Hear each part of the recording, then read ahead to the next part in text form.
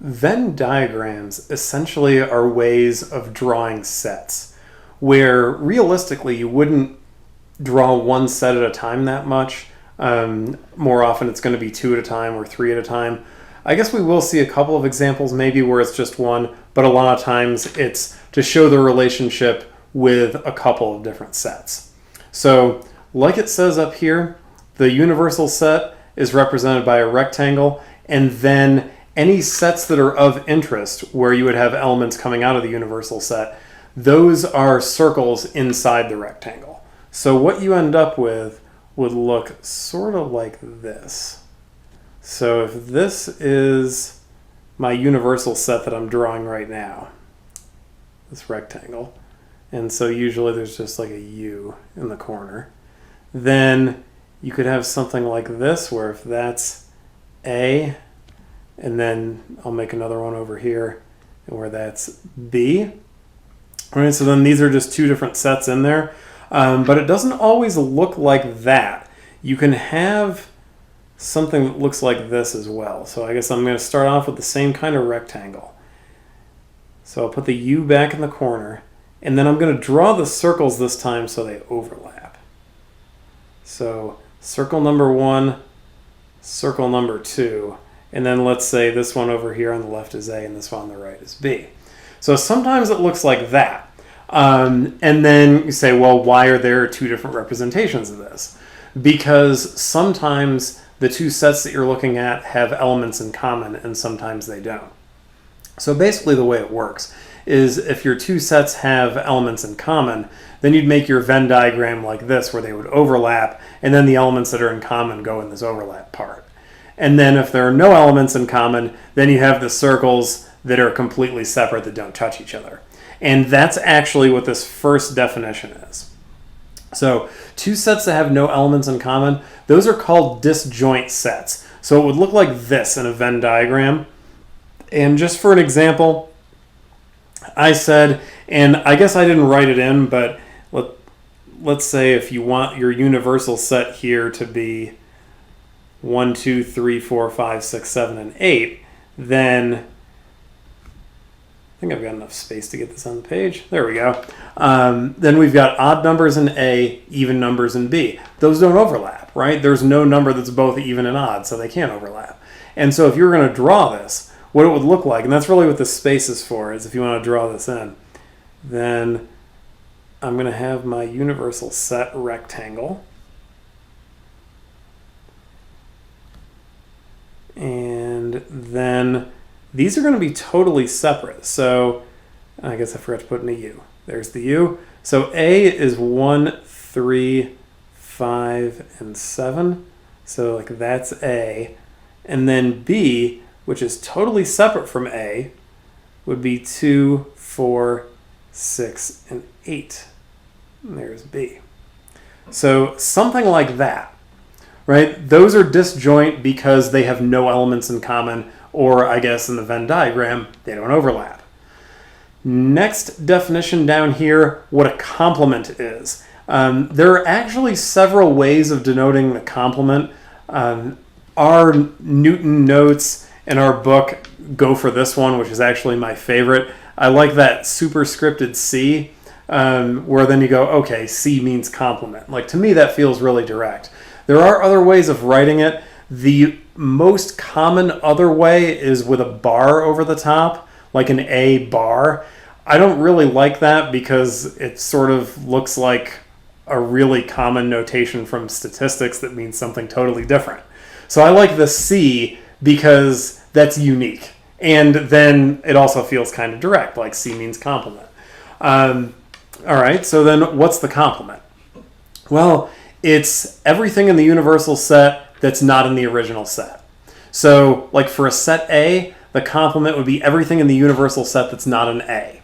And so here it is just with the numbers listed out. If the universal set is 1, 2, 3, 4, 5, and 6, and A is 1, 4, 5, and 6, A complement would be whatever is in U that's not an A, which is just 2 and 3. So if you're going to draw it, because since this is about Venn diagrams, it seems like that's the next logical step here, you can. So what I'm going to end up with I guess I don't need a giant rectangle, but it's going to end up being about the same size as the other ones. So there's U, and the only set I got to worry about right now is A. So this is A, and what we've got in A is 1, 4, 5, and 6. So I'm just going to put those inside the circle.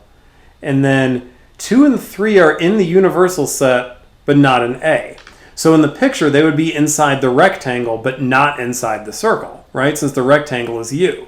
So just somewhere else, I would say just put the 2 and the 3. Somewhere else inside the rectangle. You can put them over on the right where I've got them. You can put them on the left. You can put one on the left and one on the right. Whatever you want to do, as long as they're inside the rectangle, but not inside the circle, since those are not elements of A. All right. Then the next thing is, what if you have the overlap? This actually has a name. It doesn't show up in this material. It's actually in the next thing with the set relationships. If the two sets have an element or elements in common, then like the idea of an intersection comes into this, but I'll leave that for the next section. You'll see it there. But with the overlapping circles, the overlap part really does represent the intersection of the sets, which would just be any elements that are common to both. It is kind of hard to avoid saying that. So the way to draw it, I guess here, that's the important thing. So A is 2, 3, 6, and 9. B is 2, 4, 6, and 8. And if you're going to draw this, I would say the first thing is just make sure you know which elements show up in both, right? Because then that kind of dictates how you're going to draw everything. So if we look at those, and they're both in order to make this easier, 2's in both, right? Because we got a 2 right there. We got a 2 right here. 3, no, it's just here. 4 is just over here. 6 is in both. So 6, 6. And then 8's over here, 9's over there. All right. So if we're going to draw this one,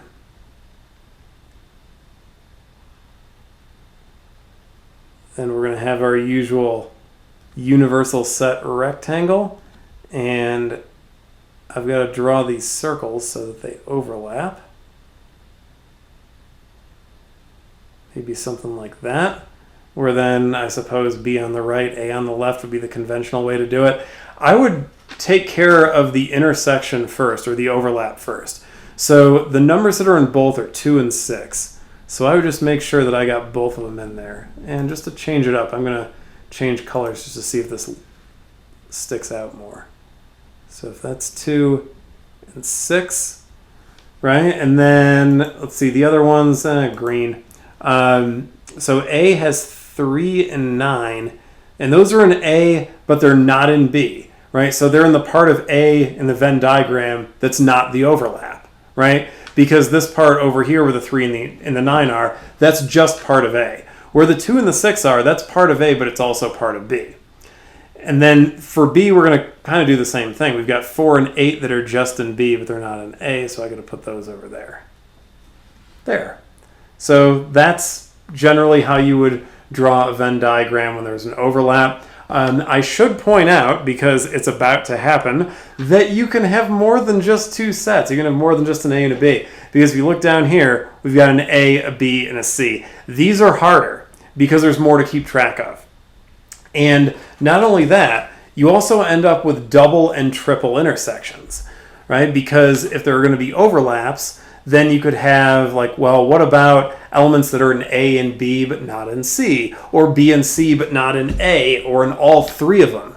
And you have to kind of account for all those things.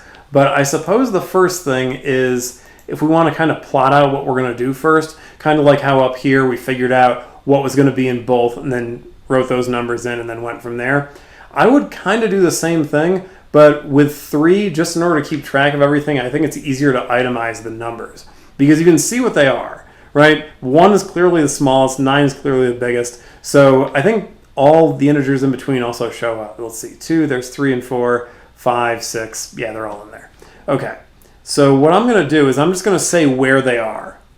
So like 1, that's an A, but it's not in B or C, so I'm just going to say that 1 is an A only. Then 2, let's see, 2 is in B, and it looks like that's it. So B only. 3 is everywhere. Right? It's in A, it's in B, it's in C. So for 3,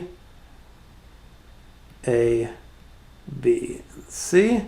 4 is in A and C, right? Because it's right there and it's right there. 5 looks like it's just in B. 6 is in A and C. 7 is just in B. So we got a few that are just in B, but that's fine. 8 looks like it's just in C. And then 9 is in A and B. Okay, then drawing. All right. So let's see. If we're going to draw this, I guess I've got the room. I might as well go for it and make this big. So I'm going to make it really big because I've got to draw a whole bunch of intersections and they've got to be big enough to write in numbers.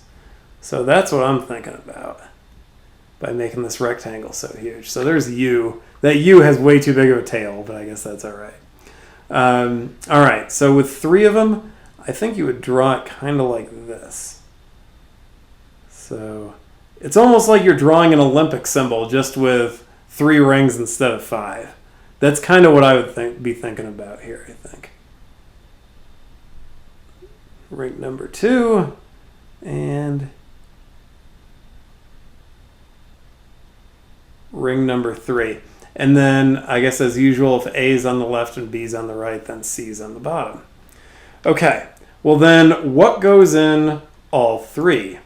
Well, the only one was 3, right? That's an A, B, and C. So the intersection of all 3 is right here, right? That part where I've got the 3, that's part of the A circle, it's part of the B circle, and it's part of the C circle. Okay, well then, let's see. Then the 2 set intersections, like this area that's above the one that the 3 is in, this is in A and B, but not in C, right? Because it's part of the A circle, it's part of the B circle, but it's outside of the C circle. It's above it. And then similarly, this part right here is in A and C, but not in B. This one over here is B and C, but not A.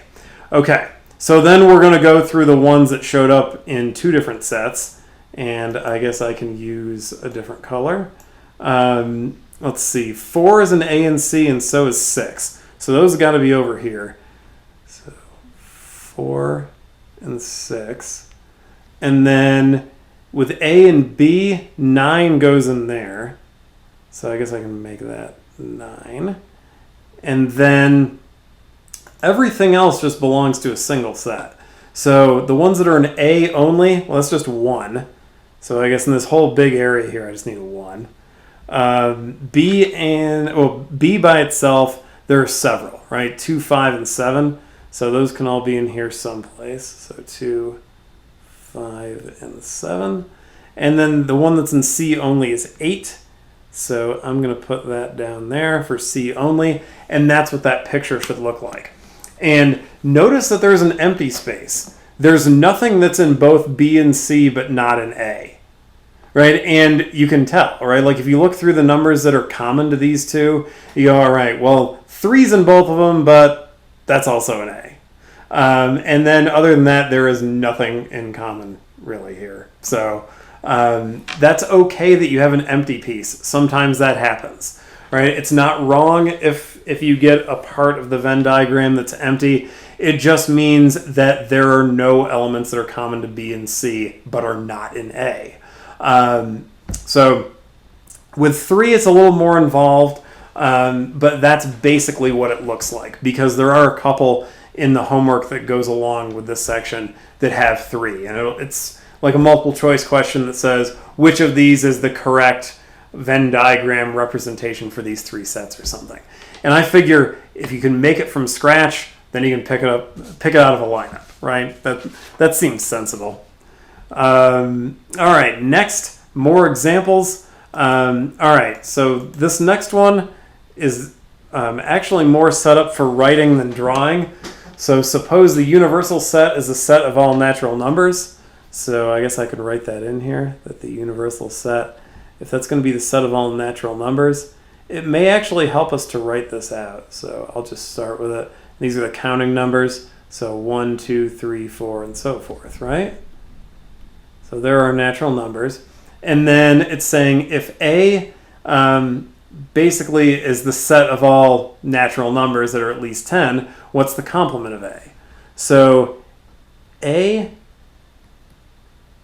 if it's a subset of the universal set, it's going to just be 10, 11, 12, 13, and so forth, right? Greater than or equal to 10, but natural numbers. So basically you would just start counting at 10.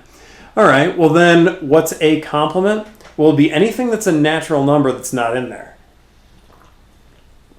So A starts at 10, but the set of all natural numbers starts at 1. So from 1 up to 10, I guess not including the 10, you would get A complement. So A complement would be the other natural numbers that aren't in A. So everything below 10. So 1, 2, 3, 4, and so forth, going up to 9. Then for B, I wrote B without the set builder notation, but it might actually be better in set builder notation because, and you can see what they are, right? I mean, like you would know what comes next, right? The next number where I've got the ellipsis would have to be 35 because it looks like we're going by fives, which is absolutely correct. Really what B is that it's the natural numbers that are divisible by 5. So this is where I said maybe set builder notation would actually help here. So I'm going to say the set of all x in the natural numbers such that x is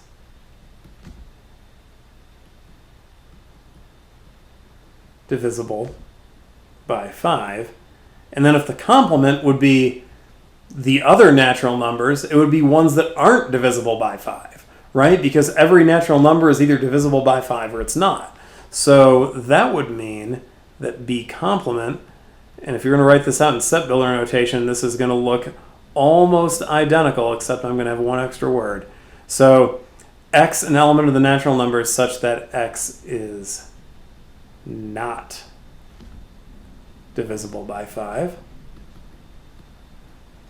And that would take care of it. If you wanted to write B complement like with the roster method, you can do it. I suppose you would just skip 5 and 10 and 15 and so forth. So if you wanted to do it that way, I think I've got enough room to write out what this would look like. So you'd have 1, 2, 3, and 4. You'd skip 5 because that's in B. Then you'd have 6, 7, 8, 9. Skip 10 because that's in B. And then 11, 12, 13, 14. Skip 15, right? You have 16 and so forth, right? So it looks a little awkward to try to do it using a roster method. At least it does to me. I think it's easier with the set builder notation just to be like, oh, it's the ones that are divisible by 5, so the complement's the ones that aren't. So either way would work, though, I suppose. Number 4, we've got some colors, and we're supposed to make up some sets. So we want sets A, B, and C where A and B are not disjoint, but A and C are. Okay. The thing that's going to be easier, I think, and there are a ton of possible right answers for this, but the thing that I think would be easier is to take care of the two that are disjoint first, just to make sure there's no overlap. And then for B, where there's supposed to be some kind of overlap, just make sure you throw an element in there so it works. Right? I mean, I think that's actually a pretty good game plan here. So I'll just write out A, B, and C. And let's say, I don't know, if I'm going to make, just so I can force A and C to be disjoint, what if I said that A was the 3 primary colors? So like blue, yellow, and red. And so then C is purple, green, and orange. That's going to force A and C to be disjoint. We'll get that part right away. And then we just have to make sure that A is not disjoint with B. So this shouldn't be too bad. But that's what I'm going to do here. I'm going to say, what if A is blue, yellow, and red? And then I'm going to say C is purple, green, and orange. Then I've got A and C disjoint, and I just need a B with something in common with A. So let's say, what if I just change yellow to green and I say B is blue, green, and red? Well, then they're not disjoint, right? Because they both have blue and they both have red. So it looks like we've got it. And I should point out, you don't have to use the whole thing, right? You don't have to use every single element. You could do something like this. Like, what if A was blue and yellow, and then B was the set consisting of just yellow, and then C was the set consisting of just green? That works, right? A and B aren't disjoint, right? They both have yellow in there, but A and C are, since green is not an A. So you don't have to use every single element of the universal set to get this to work, right? And like I said a couple of minutes ago, there are a ton of possible right answers here. But then I know, like with the homework, usually you don't write out the answers. Usually it's like you pick the right one out of the lineup. But these are the sorts of concepts that they are, and I figure actually having to generate them is a little bit tougher than picking them out of a lineup. So I'd rather have it go like from that perspective rather than having the things in here be easier than what's in the homework. So that's kind of what I'm aiming for, I guess. And then number 5, we're going to make a Venn diagram where there's our universal set 1 through 8. A is 8, 5, and 7, and then B is 1, 2, 8, and 4. Okay, we got a lot of space, which means if we want to have a nice big rectangle, we can have a nice big rectangle. So that's what we're going to have. So here's our nice big rectangle, and there's our universal set. And there is some overlap between A and B, because 8 is in A, 8 is in B. That's the only one, right? That's the only number that's in both. So I guess that means I don't have to make the overlap huge in the picture because I only got to draw an 8 in there. All right, so as usual, A on the left, B on the right. And change colors just for fun.